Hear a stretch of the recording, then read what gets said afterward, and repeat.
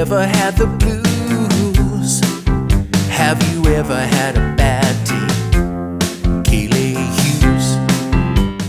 Hi, this is Aaron at Popaholic, and today I'm thrilled to be talking to Mark Bacino, a artist who's been around the power pop world for a long time, and has basically come back with a new album called Top of the World. How are you doing today, Mark?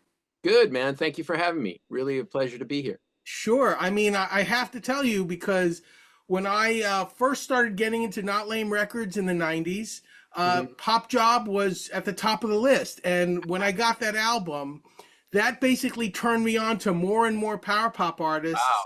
at the time. And the floodgates opened, and you were one of the early contenders in there that hooked me to the genre pretty well. I mean, whenever I, pull up that album, I listen to what I consider one of the perfect songs, one of the most perfect songs you've written as far as melody and timing, K, which is basically it just all you could put it on a loop and you wouldn't get tired of it, which is really cool. But let's talk about your history, how you got into making music to begin with, and then you had a series of albums in the 90s, and then you kind of took a break from recording for a long time after Queen's English, and now we're back with your new album. So please.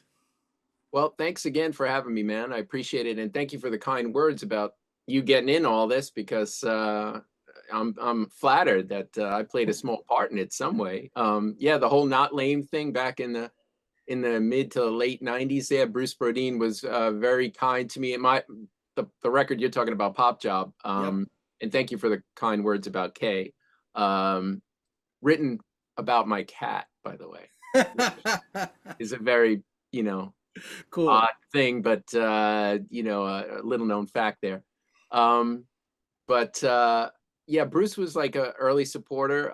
The record was released on Parasol, which is actually the folks who are releasing the new record, Top of the World. So it's kind of come full circle. But Bruce, with Not Lame and his mail order business there, he was always like super kind, man, to like put that record up on top of his lists and in his, mailings that he threw out there into the world. So, man, I got to thank him, for doing that and getting it out to good folks like yourself, who then just blow it up, man. What you're doing with the website, I've been a fan for years, and I've appreciated the support that you've given all my records, so I gotta thank you, man, for that. Sure.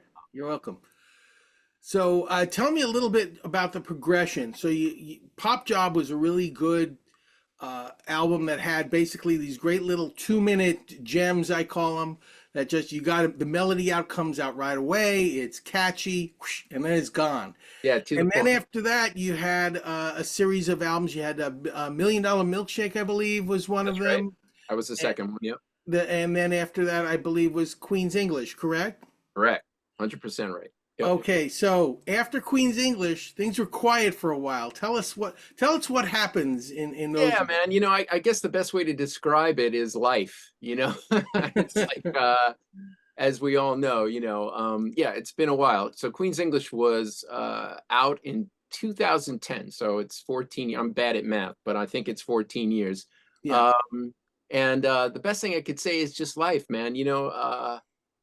I've been doing a lot of things outside of the music, and sometimes all that stuff gets in the way of the music, unfortunately. I've been working as a producer, working in music, producing other people and doing stuff for TV and film, and now lately, the past few years, I've been a producer in television for Queens Public Television here in New York. So I'm doing stuff for them, podcasts, video stuff. And then just family life, man. I mean, to be frank, I have an aging mom. She's 93 years old. God bless her. But, she's failing, and I'm sort of looking after her care. You throw that into the mix. Yeah. Yeah. And then you also throw into the mix, a family, a teenage son that my wife and I have. And, at the end of the day, man, there's not much time for music, you know. It just Sure. I don't know how it happens, but it happens. But anyway, a lot of late nights and a lot of perseverance, and I got at least, you know, a good batch of songs for this new record, and here we are. There it is. Okay, great. So in the meantime, basically you were running a studio, you were doing producing as well, for TV and for all sorts of projects. Is there Right. anything in that intervening years that I might have heard on television? It's Or, all like small, you know, stuff. I was mostly, you know, some like TV stuff that was just incidental music. I was also producing a lot of local artists. Trying to think what this audience would know.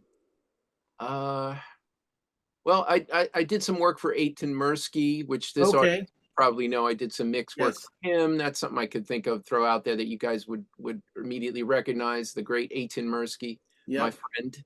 Um, All right, uh, perfect. Wendy Ip. I produced a track for Wendy Ip Yeah. in those years. So a lot of different things, man. You know. Okay, so let's talk about this new album, Top of the World. Sure. So, I was listening to the album. It's pretty low key, relatively low key, and sort of, I'd say a little bit introspectional, but there are some really good influences here. I hear a lot of, kind of like Harry Nilsson and a little bit of Randy Newman in spots as Sure. far as an influence. There there are some songs here I have to ask questions about because Sure. I kind of think I know what they mean or they stand for, but I'm not sure. Like, tell me, the big single off of it, Kaylee Hughes. Right. Where did that come from, and who is that about, really? Yeah, that's a question, man. I've been getting a little bit. I've been also hearing that the Nilsson Newman thing a bunch too, which for me is a compliment. So thank you. Um, Kaylee Hughes, the single for the record. It's really people are asking me, is there a real Kaylee Hughes? And Yeah. I'm sorry to report that it isn't. Oh, She's totally a fictitious character, but she's been inspired basically by all those people that we know in life that we meet along the way that are so nice. I hate to be cynical, but I'm going to be cynical for a minute. You know, people who are so nice that you almost can't believe that they're real. So, you know, so then you think, well, maybe they're, you know, maybe they're not real. Maybe they're full of crap. Maybe, you know, again, hate to go there, but and then you start to feel bad yourself, like, man, what's the matter with me? Why can't I think that someone's that nice, you know? And then your mind goes to, well, maybe they're like also a psychopath or something. So that thought kind of I want to just say that that's such typical New Yorker thinking. It's right, like right. so As you know, right. prototypical New Yorker. Yes. Only somebody from our region of the country would think this while they're writing a Right. song. Yeah, exactly. So 100%, man. I'm with you. And as a fellow New Yorker, you know the deal. Yeah, man. So I just took that idea that was sort of bouncing around in my head. I don't know why, and I attached it to sort of a narrative wherein a guy meets a girl, Kelly Hughes, who he kind of can't believe she's too good to be true. You know, I call this the 21st century you're too good to be true type Right. song. And he starts to feel like bad about the fact that he thinks, like I mentioned before, that he thinks like, well, why can't she be that nice? And then he starts to worry. He starts to get paranoid. And in the bridge of the song, he says, you know, that he hates to think this way, but you know, is somebody buried underneath your lawn? You know, and he Right. goes on to say he's sleeping with one eye open, kind of thing. You know, so Yep. it's all sort of a tongue-in-cheek take on that theory of when we've all met people who are like that. You Well, know, yeah, I like the melody. It's kind of like, sing-songy right? kind of melody that kind of sticks with you. Another song I wanted to ask on a little bit more, that sounds a little bit more of a serious note, Mhm. was the song that had, I think, the biggest Nilsson influence on the album, which is Shaky Hand. Right. Tell me a little bit about that song.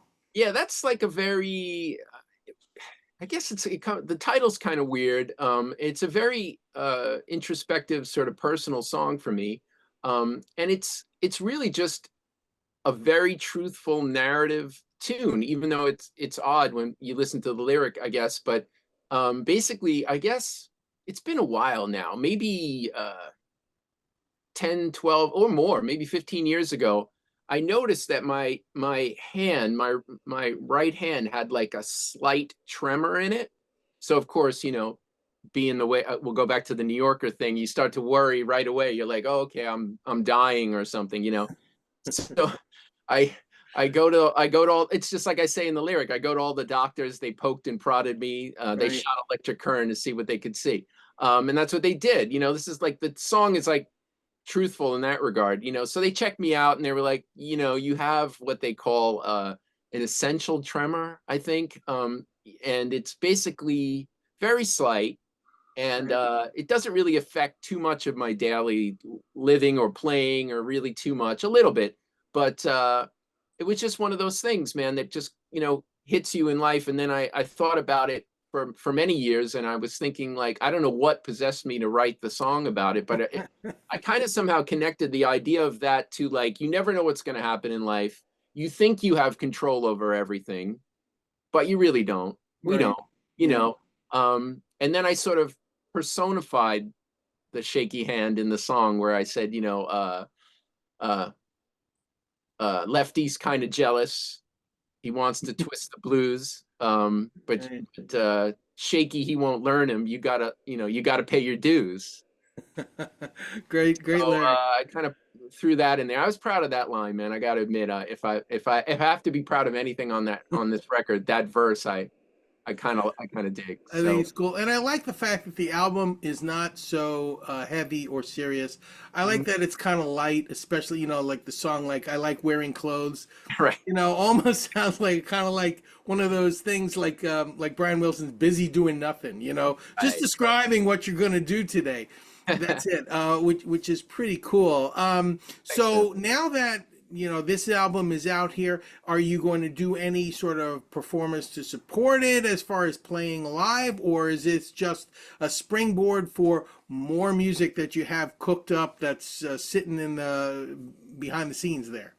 Yeah, I think the answer is probably both. Like I said, my bandwidth is a little tough these days, in terms of time. So I think what I'm going to try to do, or at least I'm going to aim to do, is I'd like to put the band back together. And I've been talking to some of my folks that were playing with me some time back, to see if we can do some live shows. I'm thinking maybe in the fall. That might be the best time frame to kind of get past the release here a little bit. And then the other answer to your question is yes, there's some tunes that I would like to get to as well, that are sitting around. Some from the Pop Job days, to be Wow. honest, that I've always liked, but I never got around to recording for some reason. And then I always get caught up in these sort of thematic situations. Like Queen's English was a very personal, homey sort of thematic record. So I was like, okay, I Right. can't use those songs for that. And then Right. I got Right. into this record. And this record, the theme, sort of the Top of the World record, started to develop as a sort of perspective record. All the lyrics I felt were sort of about perspective, like one man's ceiling is another man's floor kind of thing. If you looked at the theme, if you looked at the themes or the songs one way, it could be perceived one way.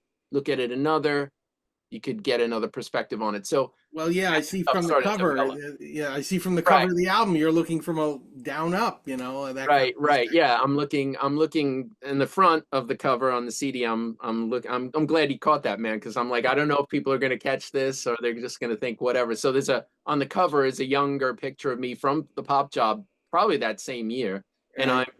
you know, uh looking from above, and you're looking up at me. But then if you open the CD, you see a present day picture of me, follically challenged as I am, uh, and now I'm looking up at my younger self. It's sort of like I realized afterwards it's kind of a rip off of the Beatles, Blue and Red records. Right. Right. A little bit. Like it's almost the same thing. I just didn't realize it's so. You're just not in a building, that's all. Yeah, I'm just not in a building looking over a ledge, but That's fine. That's fine. very Oh, similar. awesome. Awesome. So, thank you so much, Mark. I appreciate the interview, and I Yeah, hope the record does really well. I thought it was a fun record, a lot of fun thanks, to man. listen to. And maybe, who knows, you might appear on IPO this November. Who knows? Maybe so. That might be a good target there. Yeah, Yeah. yeah, absolutely. All right. So, best of luck, and keep writing, and keep trying to record that stuff, man, because we live for it. Even 10 years later, we still want to hear more. I appreciate that, man, and I will try my best. And I thank you for all your support. Thanks for having me on. I really appreciate it. Great Sure. show. I enjoy your show. Thanks so much. Thanks, man. All Be right, good. take care. Bye.